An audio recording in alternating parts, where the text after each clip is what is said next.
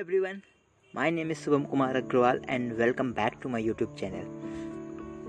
So in the last video we had done up to here, and you can see from here that we had calculated the internal energy for the system, and we had also represented the internal energy in the form of the system having without 0 point of energy, and also had represented in the another form which was in the terms of for the system having 0 point of energy. So what is being shown to you in the top, you can see that the internal energy of the system, it is for the system having 0 point of energy, and that average energy is given.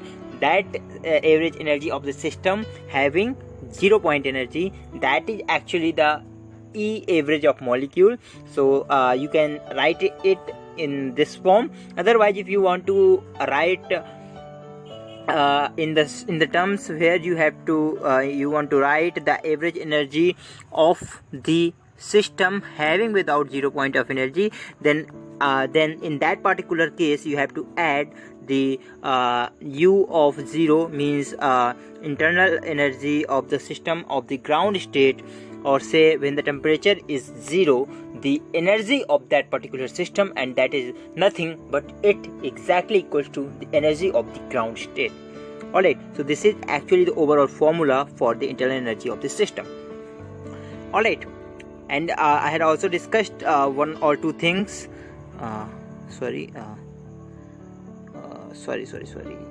Yeah, so I had also discussed some of the things that A, H and G will change when you will change the energy of the ground state. Why I had said this, on what behalf I had said this, try to understand that the formula of the internal energy contains the function of the U of 0. That means the internal energy of the ground state. That actually means when you will change this value U of 0, then the entire value will get changed, and entire value will get changed, and then you can say that the ground state energy affects the overall energy. Alright, so in the terms A, that is the Gibbs-Helmholtz energy, H, that is the nothing, it is the enthalpy, and the G, that is the Gibbs free energy. All these three terms directly or indirectly contains the function for the internal energy, and that is why I am saying that all these properties will get changed if you will change the energy of the ground state of the system. Is this thing clear to you or not? If it is not clear, then I strongly saying that please write your doubt in the comment section, and I will answer you at there only.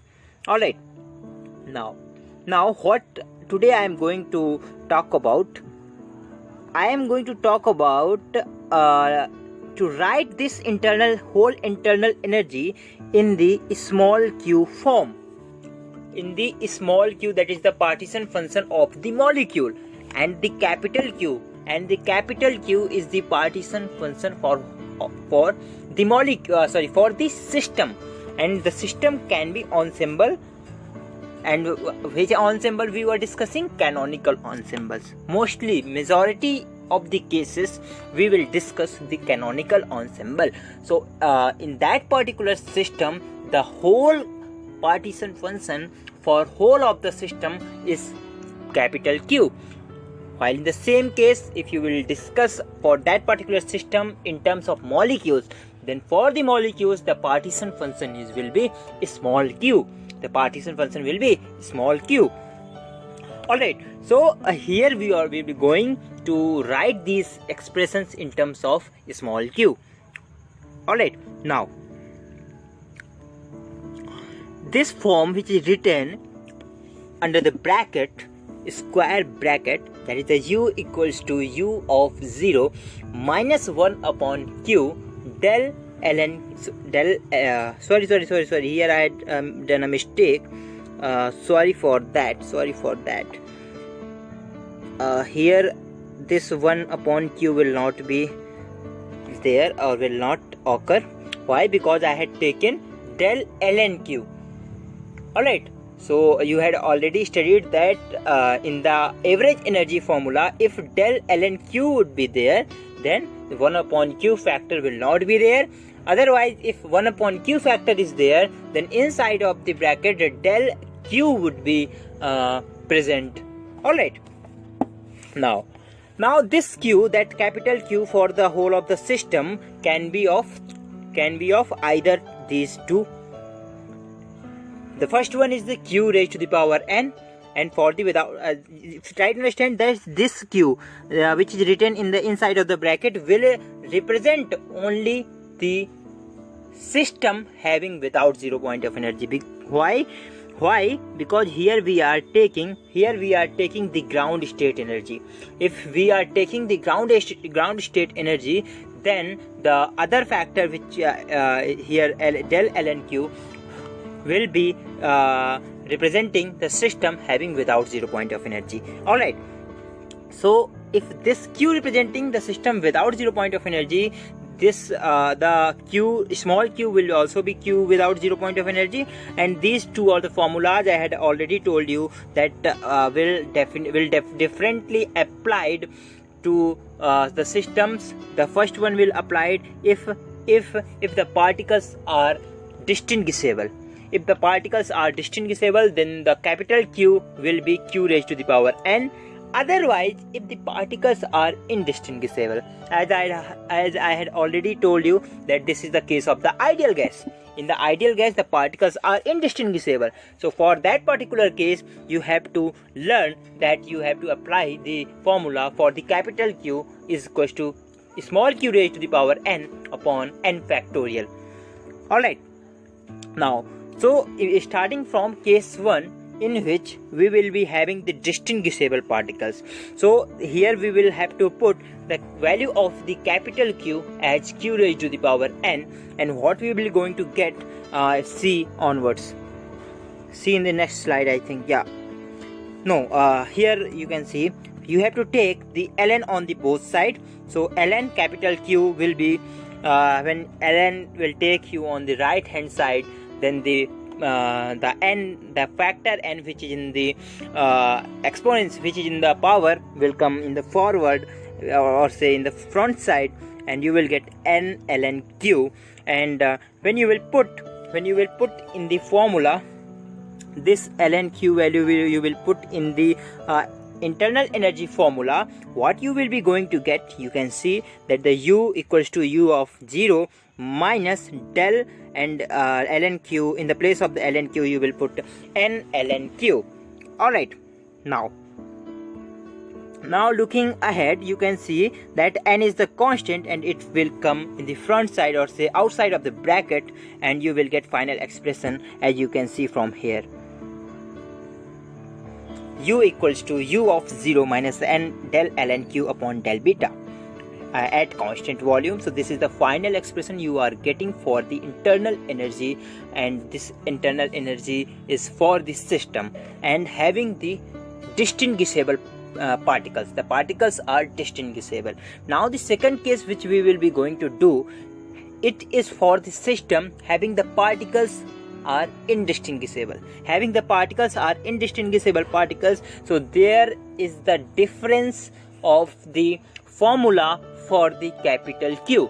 In the distinguishable particles we had used the formula Q equals to small q raised to the power n, but in this case we will use the formula as this, because as I had already told you, when we will introduce the concept of distinguishability or say indistinguishability, then the difference will occur.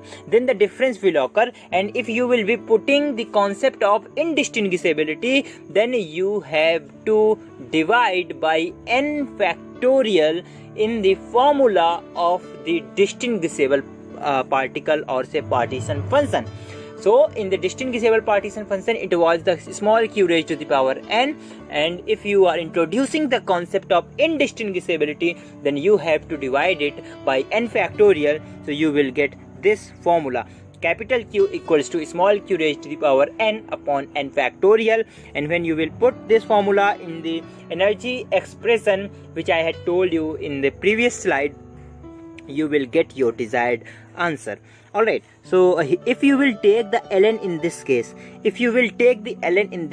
so what you will be going to get, you can see from here, ln q equals to ln q raised to the power n minus ln n factorial. And in the same way, when you will differentiate this term with respect to beta at constant volume, this term will becomes this, and the last term minus ln n factorial becomes 0, because n factorial is actually a constant value, and constant value, when you will differentiate with any respect, you will get the answer as 0.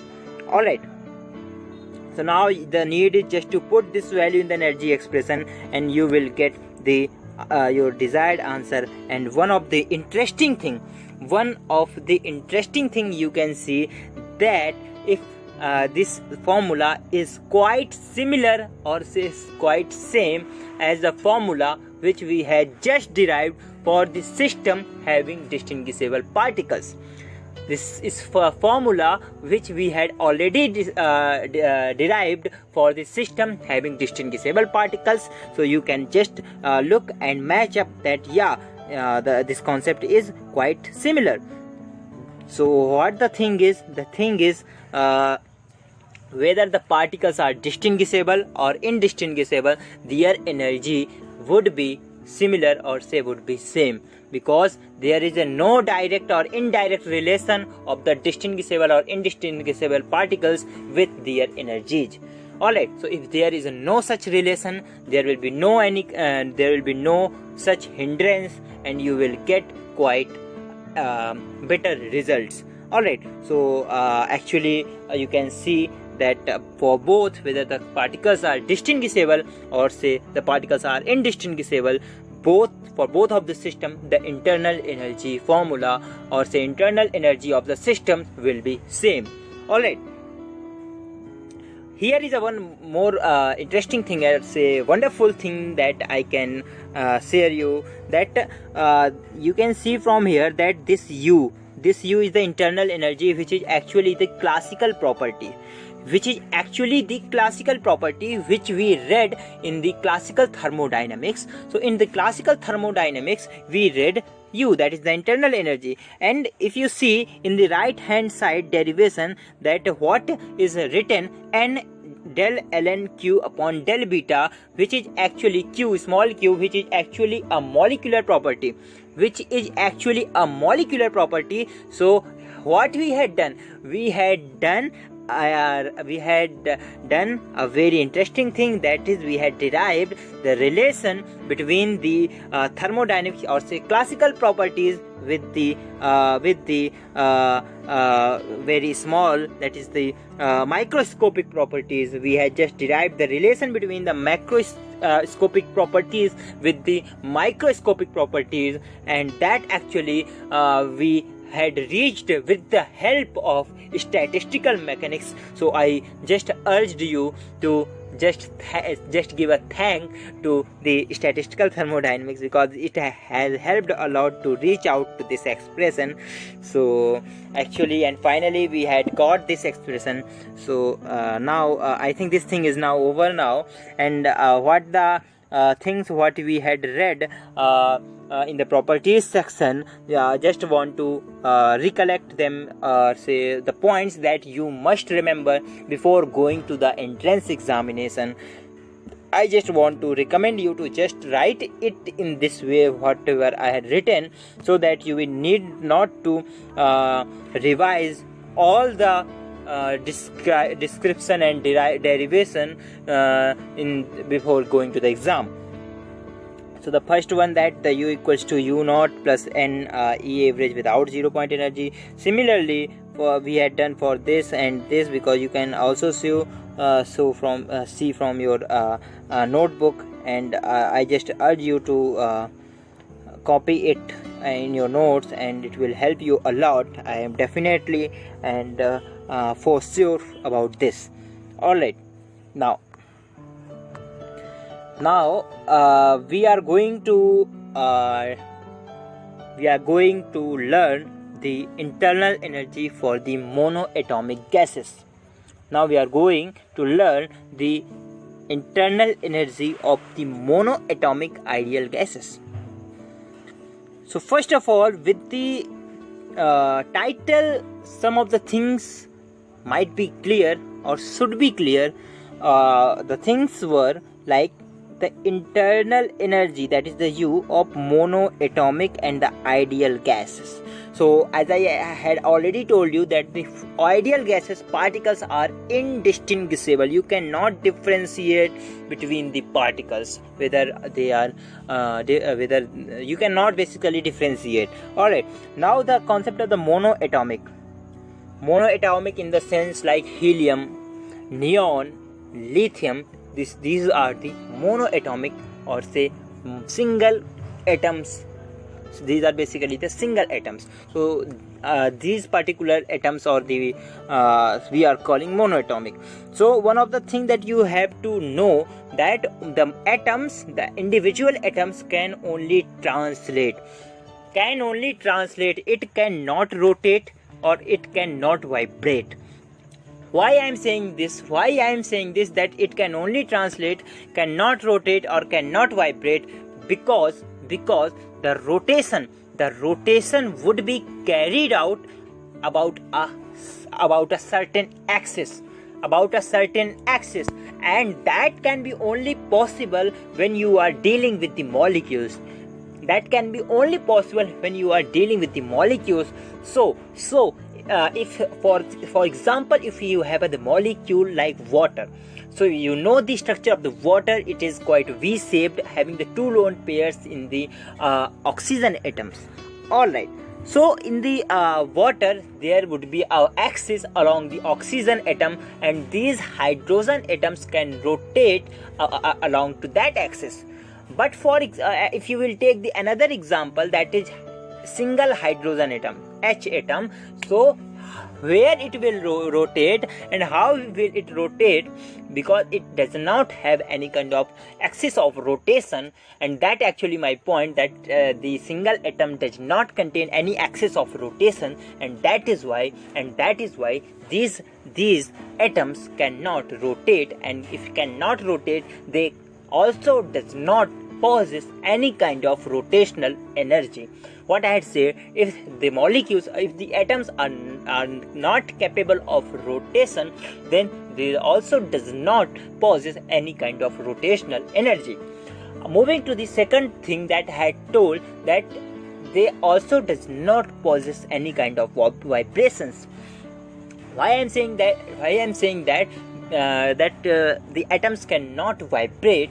This is on the basis that the vibrations are only possible when they are bonded actually along with the other atoms, because the vibration are like when you will stretch the spring.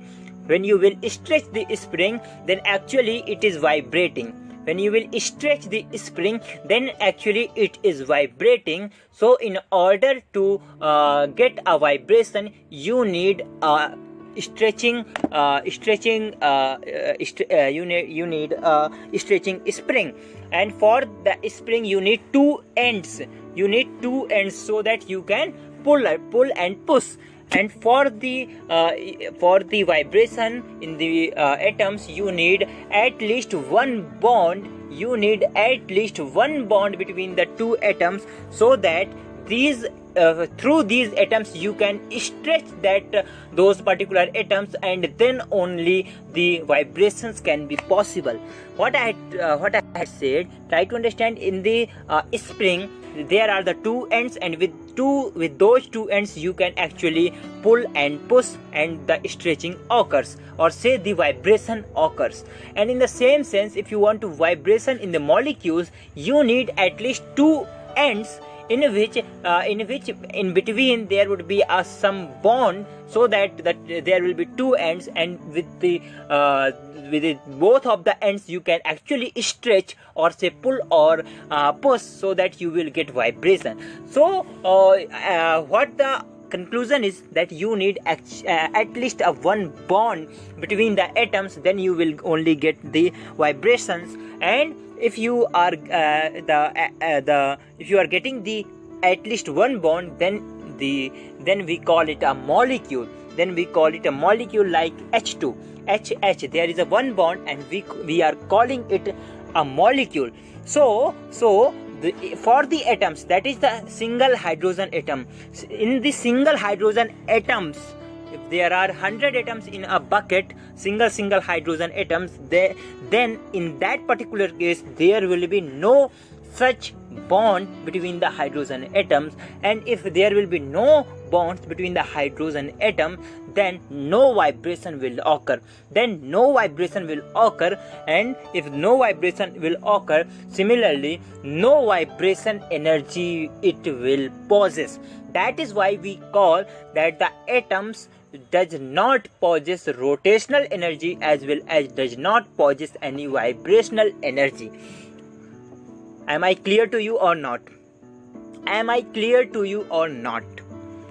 Alright, so only it possesses translational energy. The atoms only possess translational energy, and that was my point. And it does not possess rotational and vibrational energy. If you people are not getting the fact, then I request you to go back 30 or 40 or 60 seconds, so that you will get an idea what actually I am talking about. Alright, now here is the basic concepts of degree of rotation, or say degree of freedom. That actually means the particles in how many directions, in how many ways that atom can rotate, can translate, can vibrate, that actually the degree of freedom refers. Alright, so the total degree of freedom is 3n. The total degree of freedom is represented by 3n, and n is the number of atoms for a molecule. Alright, for a molecule, or say for a number of atoms. Molecule word is not, sorry, I had used the wrong word. N is the number of atoms. N is the number of atoms. If it is the molecule, then the number of atoms in a molecule.